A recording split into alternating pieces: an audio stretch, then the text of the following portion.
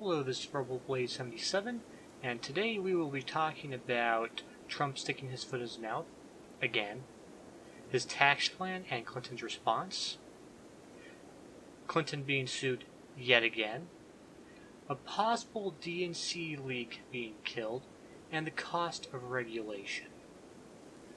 We're going to start with Trump sticking his foot in his mouth again. So, in one of his recent speeches, it kind of sounded like he was advocating people taking matters into their own hands and killing Clinton. That is not something that people should do. People should endeavor to do stuff legally, not by killing people or anything like that, if at all possible. So, I can see where some of the commentators are coming from. I did listen to it, but I didn't think of it that way until the commentators made me think of it that way. Now, I don't know if it's a case of me just interpreting it in a way that I thought should be interpreted. That's probably the case. But in any case, if Trump really wants to win the presidency, he needs to do more work in the speaking department. He needs to work on not sticking his foot in his mouth. Now, it is kind of a toss-up on whether or not that will be positive for him, but I would assume that it would be positive, a net positive.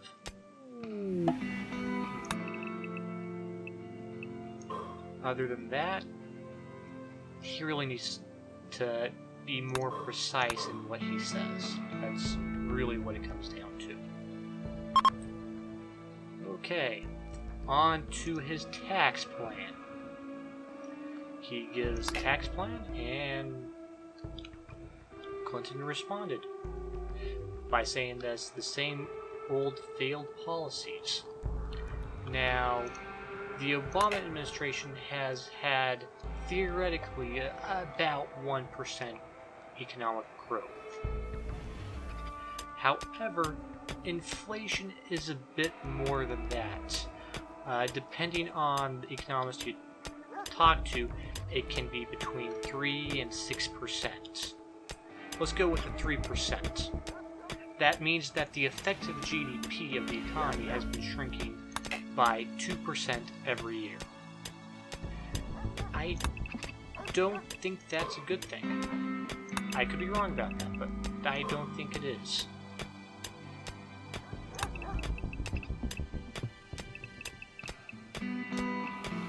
Yeah. Oops. Oh joy. Okay.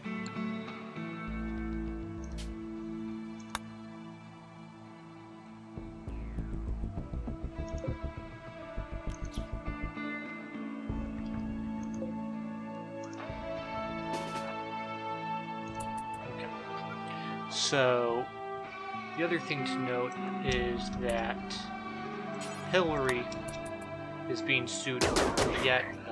Oh, sorry.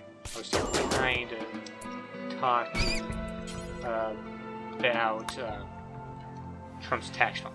Pretty much, he reduces the number of tax brackets from 7 to 3. He reduces corporate taxes significantly. The rate's, I believe, 15%. Which actually isn't that bad. It takes us from the United States from one of the highest corporate tax nations to one of the lowest corporate tax nations. And you want that if you want to keep companies in your country. So that's kind of important. Now, it is true that in the past 20 years or so, corporate taxes have been going up. That's not a particularly good thing, but it's been happening. It's kind of like knowing you have a problem but not being able to treat it. Anyway, let's go on to Hillary getting sued yet again. This time around, it is a defamation and wrongful death lawsuit. I don't think that in this case the people suing have a case. Hillary was a government agent at the time that she released emails through her email server. As a government agent, she has immunity from wrongful death claims from actions taken during her working hours, effectively. Defamation, that's a slightly different ballgame. That said, the defamation stuff really only comes into account when you can prove the person was intentionally lying about something and not giving an opinion. In this case, it will be exceedingly difficult for the plaintiffs to prove that. So I really don't think this lawsuit will go anywhere fast. I mean, not only is it an FE case, but Clinton is a presidential nominee. I can see why many judges would not want to touch a case that involves something like that, the 10-foot pool. I completely and totally understand that. Okay then. The only chance that this lawsuit has is if they're able to make a case that government officials are responsible for their negligence, as in what Clinton did with her email server. That would be negligent. But they would have to prove that. So, take that for what it's worth.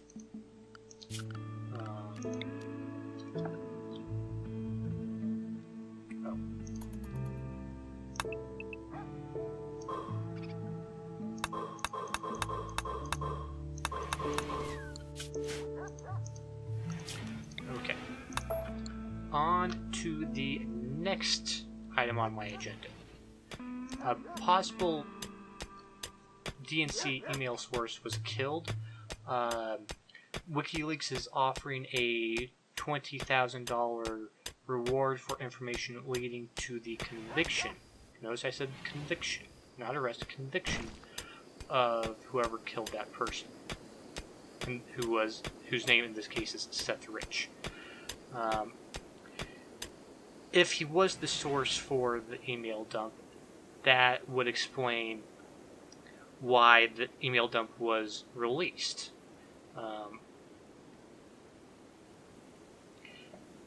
The WikiLeaks email dump occurred 12 days after Seth Rich was murdered.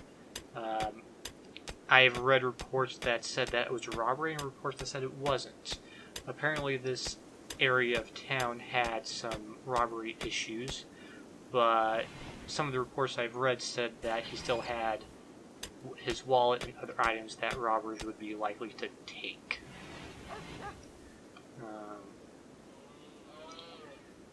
So, according to a LinkedIn profile, which I believe is this Seth Rich's, because right location, approximately right job. He was at one point in time a research data associate, which means that he was looking at data. Now, the job description on LinkedIn that he put in implied that there was some programming involved, along with some systems administration. I'll let you think about those two in conjunction with getting data off of an email server.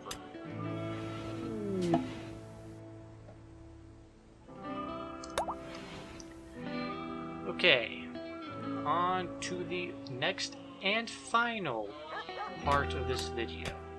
Regulations.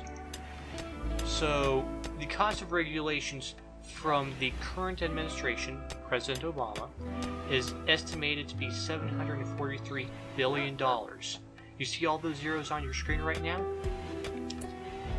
That's not a joke. It really, really isn't a joke.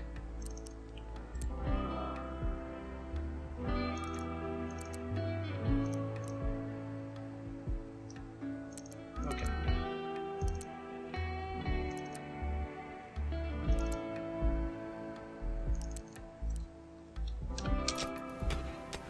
So, $743 billion. It's going to go up to about $800 billion by the end of his current term. That can go up and down depending on how many regulations he puts in place before the end of his term. But the amount of money each individual U.S. citizen is responsible for is around $2,550. I'm rounding a bit, but that's a good ballpark figure. So, each regulation is ballparked. Each future regulation is ballparked at about $1.4 billion because that's roughly what each one has cost thus far, on average. Might not stay the same, but that's what it has cost on average. Furthermore, the current administration already has 40% more regulations than President Bush. If President Obama keeps up the regulation pace that he has set in previous years, it's going to be up to around 800 significant regulations. Those significant regulations costing, on average, $1.4 billion each.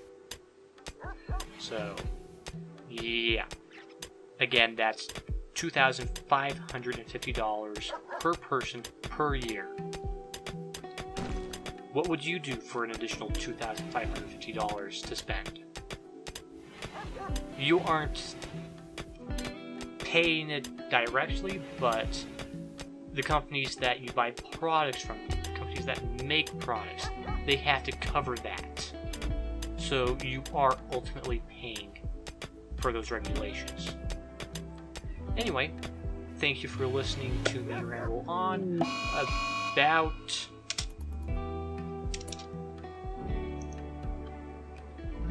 what has wound me up this Wednesday. Thank you for listening.